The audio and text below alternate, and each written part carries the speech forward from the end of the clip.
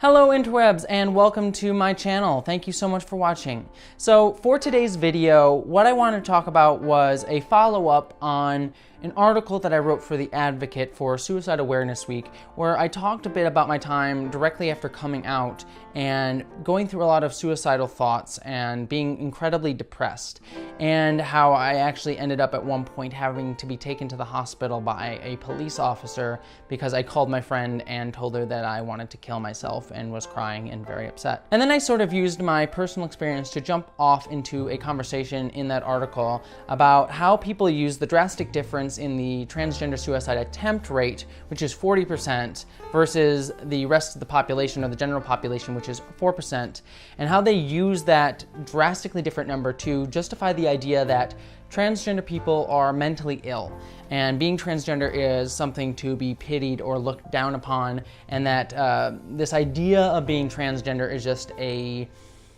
symptom of a mental illness and not an actual legitimate thing, and that we're all just crazy people deserving of pity rather than actual respect. And how that actually is incredibly damaging to the transgender community and the idea of being transgender as a whole. So for this video, what I wanted to do is kind of talk about that experience and why I was feeling that way in a sort of more open forum. I don't have a script for this video, which is why I had to reshoot the opening of this video so many times, because I'm terrible when I don't have a written script. But I just wanted to kind of be open and honest and share about that experience and why I was feeling it, and then kind of talk a little bit about what I did in the article, which is where that transgender idea, being transgender people are all mentally ill idea, is coming from and why it's damaging.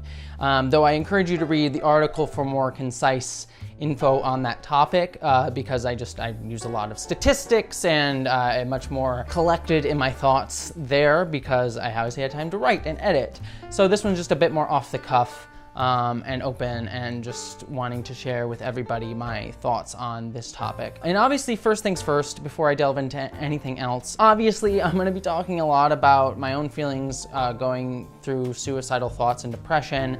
So if that's something that is triggering to you or is something hard for you to watch, I totally understand. So please turn off the video, and if you need someone to talk to, the Suicide Prevention Lifeline is right here, the number's here, it's gonna be here the whole video. And also the Trans Lifeline is also a thing that you can look up and call them if you are specifically transgender. And there's also the Trevor Project has a lifeline for anyone who's LGBT. So I encourage you to seek out those resources if you need them. And also know that I love you, and you are absolutely a wonderful human being and incredibly precious. And I know that someone in a YouTube video telling you that isn't necessarily going to somehow radically change your mind about that, but I also think it's important for you to hear it. And do know that I absolutely think you are a precious human being, deserving of respect and love, and you always have my love. Now, I just want to talk about why I was suicidal and why I was depressed. And I also want to make it clear before I get any further that, you know, I never actually made a very serious attempt. I thought about it a lot. Like I said, I ended up in the hospital once, but more for things that I said and not what I actually did. But there were some times where I did self-harm, and there were times that I really seriously thought about killing myself, and it took control of my mind for a very, very, very long time. This controls your life. It controls every part of your life when you are feeling suicidal. So for me, what happened was when I was a younger child, obviously I was learning more and more about being transgender, realizing that I had these feelings inside of me that I really couldn't make go away no matter how hard I tried. There wasn't really anything that I could do to stop them. And I remember just spending a lot of time taking extra long showers to hide the fact that I was crying from my parents, and just crying and just desperately wishing and pleading with God or anyone that could hear to just make me a girl, that I wish I could just wake up tomorrow and be a girl. I was thinking about that all the time when I was in school and I looked at another girl. I was jealous of her and her body and how she got to interact in the world, and you know, I could wear the clothes and I could have people say she to me and just view me as a girl. I so desperately wanted it.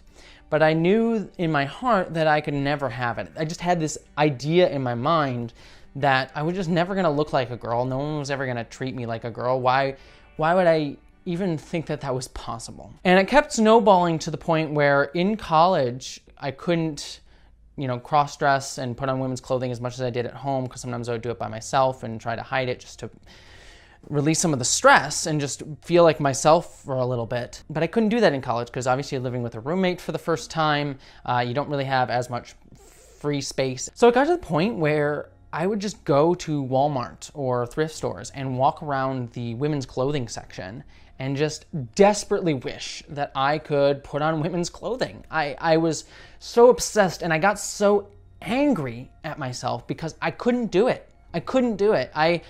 I would look at this women's clothing and just be like, I should just go into the changing room and just try some on and like at least get something. And I know that's a bit weird, but it was all I could think to do, and I couldn't even do it. No one would have cared, but I just couldn't bring myself to do it. And I was so angry at myself. And I just didn't think that life was worth living.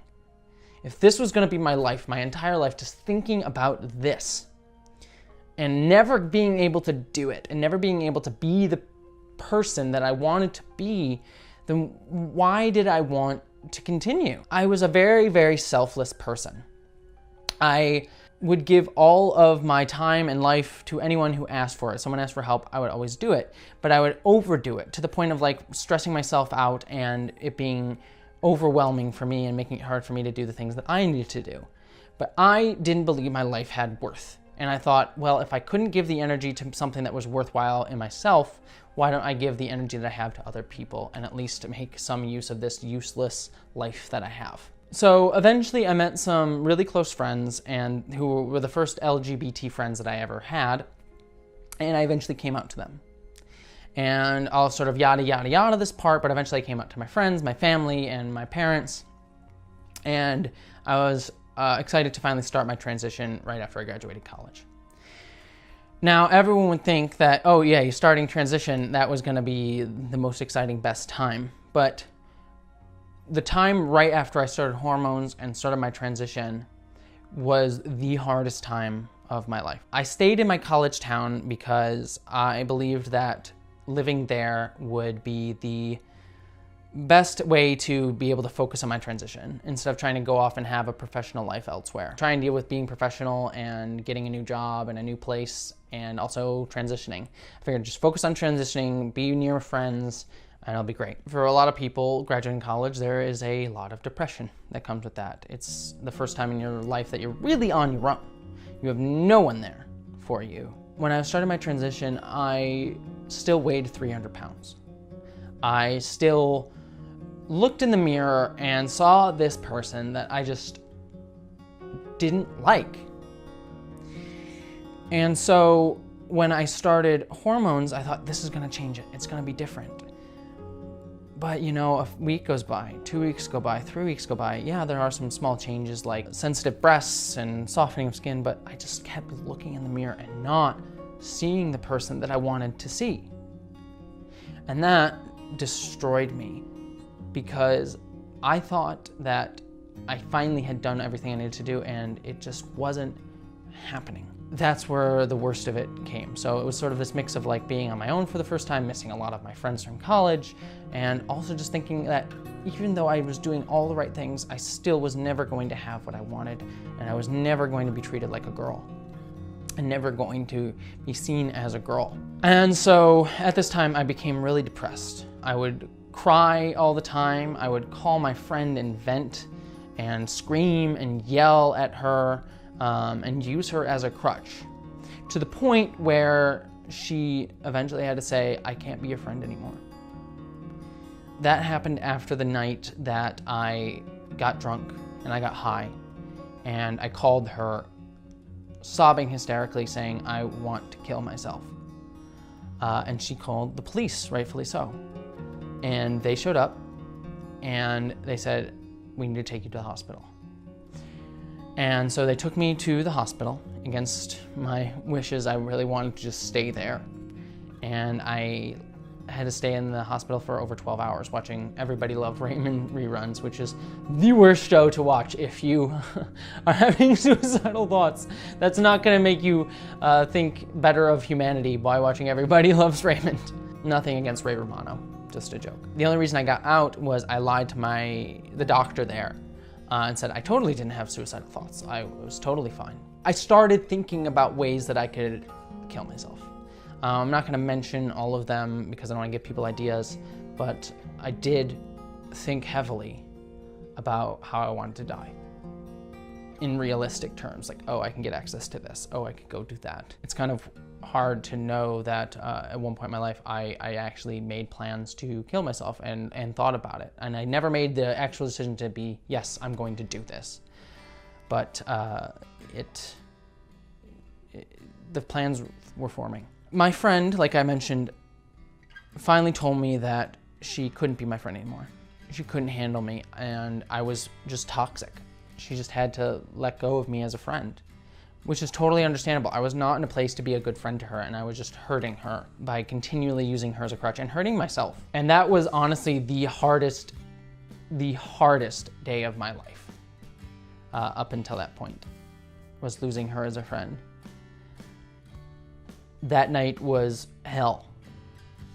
I cried and I screamed and I yelled at her when she told me, and I yelled at myself when I got home, all these different things, trying desperately to get her back as a friend, and I couldn't. And I knew that there was nothing I could do. I had done it to myself, and only time could heal that wound. And I just felt numb to the world, just absolutely numb. And up until that point, I had been, like a top student, a top kid. I was top of my class in high school. I graduated magna cum laude. But at the time, I was working a job at Starbucks. I was going to an acting class to just have something in the community. And I kept missing my acting classes. I kept, not wanting to work at my job, not doing a great job investing in what I was trying to do, because I just didn't care. And when my friend told me that she didn't want to be friends with me, like I said, I felt numb to the world. Unlike before, where I felt horrible and sad and depressed, I didn't feel anything. It's like my emotions died, like I was disassociating from the rest of the world. But for me, at that point, it was a time to step back, and I started proactively looking at what I was going through and what I was doing to myself, and tried to take steps to be better. I focused on what I could. I focused on trying to just go to my job and invest in my job, go to my acting class and just invest in my acting class, and just doing what I could do and not trying to do more, and not be angry at myself that I couldn't do more. And over time, I started to feel again. I started to feel emotions, and it got a little bit better each day. I don't really know how, but I managed to slowly but surely work myself out of that dark depression time of my life. Jump ahead a few months, and one day I stepped out of the shower and I looked in the mirror. And that was something that I very rarely did. I never looked in the mirror because I was just always afraid of what I was going to see. That disgusting human being that I didn't like. But I looked in the mirror today and I started to realize I look different. I had been going to the gym, I had lost some weight, and I saw softer skin and a softer face and a face of a person that I actually could see. The person that I wanted to be in there. I could actually see myself being chiseled out of stone, a face that I felt happy with. And I never thought that that was actually going to happen. I became fascinated with my reflection. I took pictures of myself. I kept looking in my mirror over and over again those next few days, and I just was like, I actually like this face that I'm seeing. And that was radically new. I had never experienced that in my entire life. I'd never looked in the mirror and saw something that I liked. And from there, things kept snowballing, and I got to the point where I am today where, I'm very happy and comfortable in my body. I even identify as non-binary more often of the time, because I don't care whether I'm looked at as a boy or a girl, which is something I never would have thought all those years ago. I'm like, I just want to be a girl. And now I'm something, you know, that's not a girl and not a boy, and I'm okay with that, which I never thought I would actually get to. I am so happy in my identity. You know, there are things that I'm not in love with, you know, things with my job and social life and stuff like that, but I am happy with who I am at my core and how I am seen by the world, by most of the world, I should say. And so that's really the story and the arc that I wanted to share with you, because when people look at the transgender suicide attempt rate, they don't understand that that number is influenced by so many things. It's influenced by the things that I was talking about, like having gender dysphoria like I had, which was really bad, can cause you to just hate yourself. But that is treatable by going through, you know, steps of hormones, therapy, surgery, all these things. It is a treatable thing to the point where you don't have to worry about it. And being transgender has nothing to do with that sadness. It's whether or not you're treated for your gender dysphoria. And gender dysphoria is a separate thing from being transgender. That number is increased by how your family treats you, how you're bullied, how you're discriminated against on a daily basis for like housing or at work or at your job. You know, it's all this confluence of reasons. Health insurance, like having access to affirming healthcare, you know, even being able to get a doctor who knows what being transgender is. And even if you find a doctor who knows what transgender is, even them having the knowledge to help you. Because I've even had doctors who were, you know, totally affirming about being transgender, wanted to help, and they still had no idea how to treat me. And I had to do that research myself.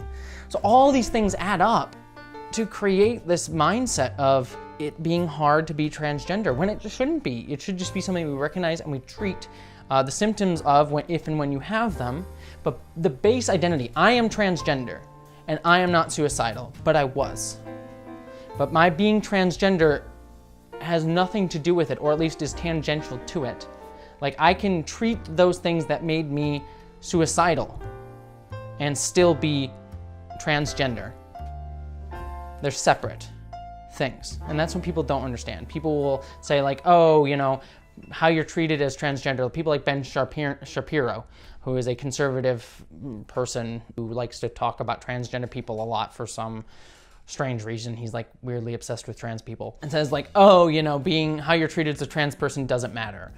Being bullied doesn't matter. Like your suicide attempt rate is just high because transgender people are mentally ill and need to be, you know, treated as such and be pitied, which is not true. There's evidence that shows, and I said it in my article, that shows that being transgender has nothing to do with, you know, the high suicide rate in terms of an internalized problem. It's a confluence of how you're treated by society and some internalized issues that you can cure and treat. And the problem that so many people never get out of being suicidal is because we don't treat transgender people good, and we don't treat transgender people good. We don't treat transgender people well, and we don't give a lot of trans people who are typically usually poorer or of lesser means because their family doesn't support them or things like that.